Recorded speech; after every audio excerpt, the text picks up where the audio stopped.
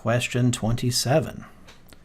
So question 27 is a structure question. Sometimes questions just pull out parts of the passage and ask how they relate to the passage as a whole. So here, they want to know about the relationship between the second and the final paragraph. Now, if we look at our notes, we know that in the second paragraph, that's where they presented us with the new method, looking at pollen grains.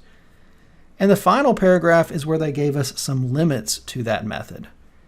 The limits being that if the cultivated plant and the wild plant are too similar, this isn't going to work so well. So that's what we're looking for in the answer choices. Paragraph 2 gives us a method. Paragraph 5 gives us a limitation on that method.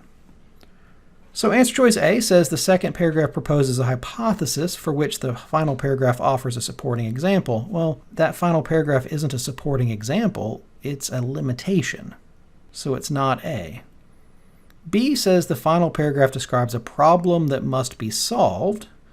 Well, no, it's a limitation, it's not a problem. It's just saying, well, you can't use it in this cases. So a problem, as they're describing it here, would be something as like, you can't use pollen analysis until you get this cleared up.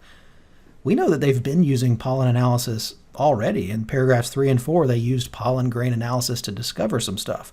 So it's not that you have to fix this problem in order to use it. It's a limit that you have to be aware of if you're going to use it. So B is not our answer. So C, the final paragraph qualifies the claim made in the second paragraph. Now here they're flexing their synonym muscles, so it qualifies. Well, a limitation is a type of qualification.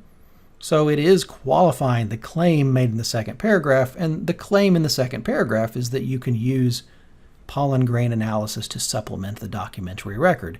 You can use it, but it's a little bit limited in certain cases. That's the qualification. So C is our answer.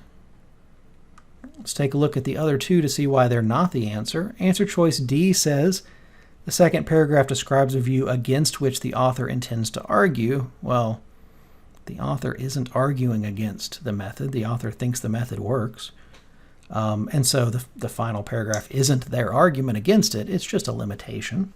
Answer choice E, the final paragraph offers procedures. There aren't procedures in the final paragraph. There's a limitation, but they don't lay out any new steps or anything like that. So answer choice E is not our answer. The answer is answer choice C. And with that, we have finished the passage.